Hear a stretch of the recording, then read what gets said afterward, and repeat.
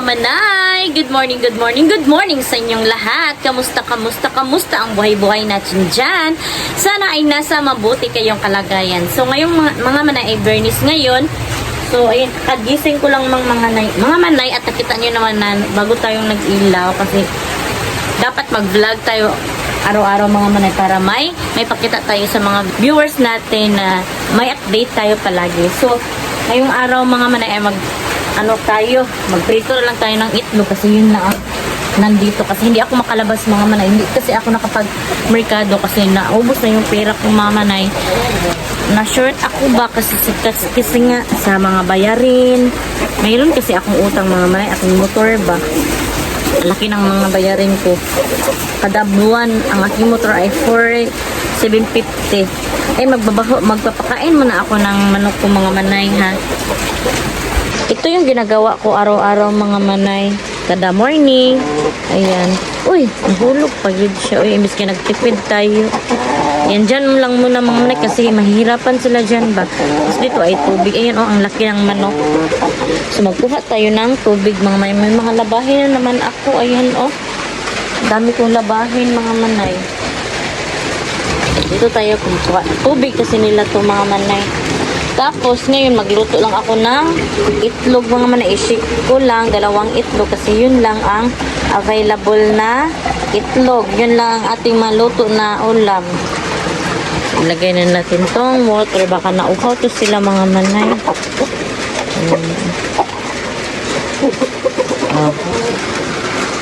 Yan ang lalaki na nila. Ang pangit ang panahon ngayon mga manay. Umuulan kaya ayaw kong lumabas magbili ng ulam kasi wala pa akong pira mga manay. Hindi pa kasi nagbayad ng yung mga orders ko mga manay. Hindi pa sila nagbayad ng kanilang monthly payment ba. Mayroong 2,500 ako tapos mayroong 5,000 lahat yung kukunin ko sa kanila kung nagbayad pa sila talaga. Ayan, wala pa akong budget, hindi pa ako nakapag-merkado kasi nga dyan ako umaasa sa boarding house at saka yung sahod ko naman ay pangbayad ko ng motor at saka yung sahod ni Mr. pangbayad ng mga bills. O diba? So, sa ano lang talaga ako umaasa sa boarding house para sa aming pangsuksak. Yung iba nakabayad pero yung iba wala pa talaga. So, magluto tayo ng rice at saka mga manay. Ulam na. So, dito ako kumukuha ng rice mga manay. Ito namin nilalagay para safety ba hindi siya sudla ng mga animals, ng mga insekto. So, 3 cups yung lutuin ko nito. Kasi 3 cups din na tubig. Ganyan ako magluto mga manay. Kayo din ba? Kasi kapag madali lang kasi yung measurement mga manay. Dati mga manay, nung bata ako, ginaganon ko sa kamay ko. Ngayon ay tag 3 cups nito. 3 cups din na tubig. Para madali lang siya ba? Ayan. Ay, ano pala mga manay, ichichika pala ako sa inyo yung pala mga manay, yung kapatid pala ni Ate Aileen na si Arlene ay ililibing pala ngayong Lunes, sabi ng aking tita. Kasi yung tita ko mga manay ay kasi niya, ugangan ba ang tawag niyan, mother-in-law ni Arlene. Tapos yun ang kakontak ko sa Agusan Marsh. Hindi kasi ako makapunta doon mga manay. Iwan lang. Baka sa last vigil pupunta ako doon. Depende kasi mayroon akong mga anak ba. Ay, Lunes pala. Ano pala yung mga manay. Recognition yan ni Pilis. Pero depende talaga mga manay kasi gabi naman ang last vigil. Ay, hindi. Lunes daw ang libing. So, last vigil is sa Sunday. Yun. Yun ang chika sa akin pero hindi ako sure, pero yun ang sabi ng mother-in-law niya sa akin. Yun, baka magkalito naman yun sa akin kasi sinabi ko sa inyo, tapos yung vlog niya huli pa naman sa noon. Wala naman kaming update ni Ate Aileen. Hindi kasi siya nagre-reply sa akin mga manay kasi busy naman siya. Hindi mabait naman yun. Kaso siguro sa kabisihan niya, hindi na niya mapansin yung chat ko kasi nag-chat ako sa kanya na condolence sa ate pero wala, hindi niya ako sinend. Siguro busy. Ganun talaga, busy kasi may problema nga, di ba? Ganun talaga ang buhay. May problema. May problema sa kanila. Ang daming problema. Ang daming problema ng mga manay. Kaya, yun, tayo na lang ang mag-adjust at manatiling kalma sa anumang bagay mga manay. So, ayan talaga mga manay. Kapag andito pa tayo sa mundo ay manatiling mabuting tao tayo kahit anong mga bintang o mga paninira nila para sa atin. Sa atin mga manay ay pakita pa din natin na mabuting tao tayo. Mabuting tao tayo sa kanila. Ang ingay ng manok mga manay. Tapos kapag nagsasalita ako ay matatabunan ng manok kasi napakalakas ng boses ng manok talaga. Yan, kapag dito pa tayo sa mundo, manatili tayong mabuting tao talaga mga manay. Yun. At iwasan natin yung away-away. Ano kasi ako mga manay? Honest kasi ako mga manay. Meron yung kasamang manay. Isang beses mga manay, nagkamali ako sa vlog. Naway ako kasi naging honest ako. Hindi ko na lang i-mention mga manay kung sino yung nangaway sa akin. Kasi magagalit na naman pag makita tong vlog ko na naging honest ako ba. Ayaw kong puro kalukuhan or puro ano lang kasi yung vlog ko. Ayaw kong mangloko ng kapwa tao ba. Gusto kong honest yung vlog ko mga manay. Aluhin mo naman yung daming pera. Tapos may niluloko ka namang mga tao. Diba? Kasi yung pera na yan, hindi yan madala sa langit. Kung pangit naman yung ugali mo, diba? Yan. Labihin natin tong trapo. Hindi naman mapunta yan. Madala natin yan sa langit kung madami tayong pera. Diba? Huwag tayong maging hambog. Huwag tayong masyadong hambog kung meron tayong pera. Kasi hindi yan madadala. Tsaka, maging mabuti pa din tayo sa kapwa. Kung ano tayo dati, yun pa din. Sana hindi magbago ba? Huwag magbago sa sarili. Kung ano kakabuti dati, yun sana ayun pa din. Diba?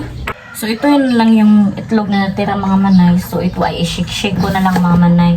Para dadami siya ba? Ganahan naman yung mga anak nito mga manay. Masustansya naman yung itlog, diba? Ganyan, mag-itlog-itlog. Para itlog, yun, itlog. 2 itlog.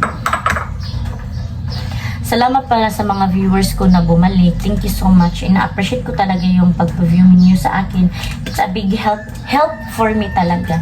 Nakakatulong yan sa akin mga manay sa mga pang-araw-araw dito sa bahay. Meron pa akong pera mga manay. Pero tama-tama lang dito sa bahay ba na pambili ng ulam, ganun. Kaya ngayon ay sa peligro kasi sahod namin ni Mr. ay sa 15 pa kasi.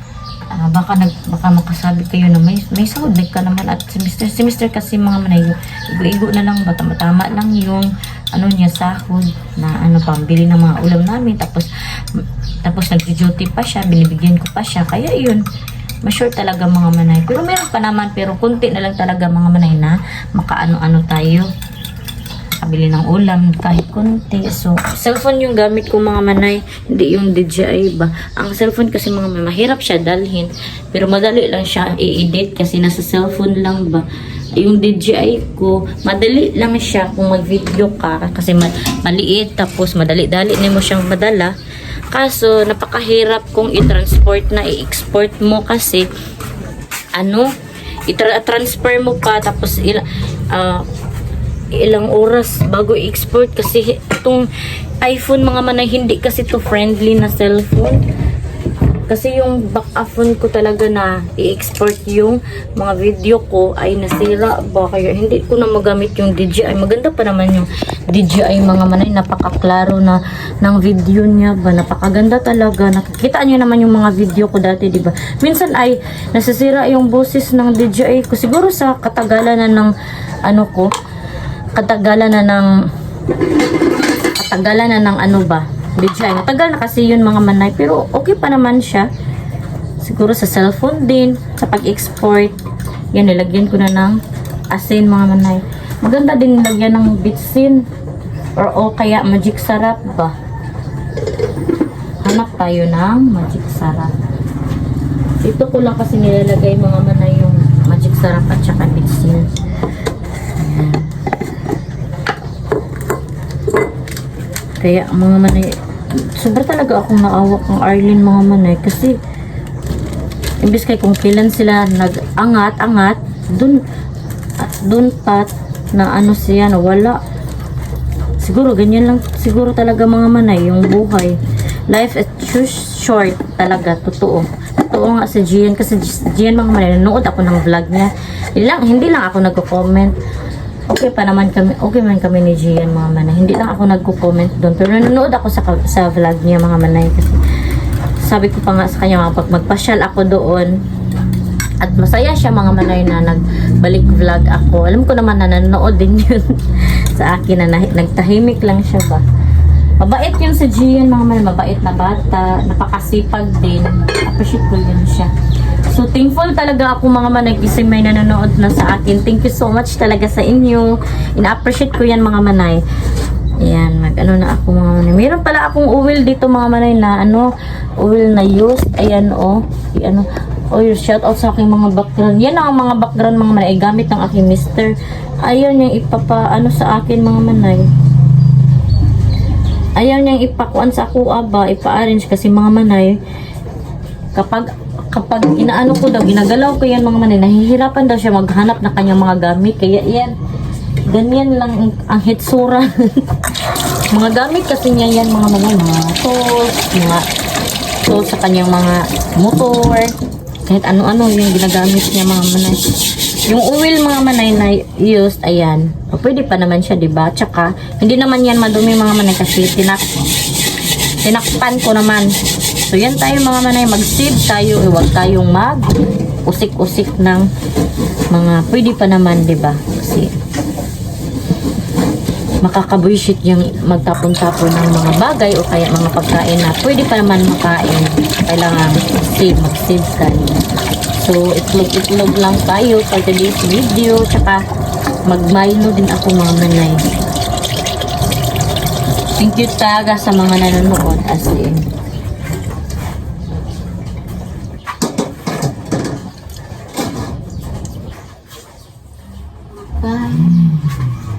Magbilis tayo, maglihok, maggalaw mga manay kasi may trabaho pa ako sa aking kapatid.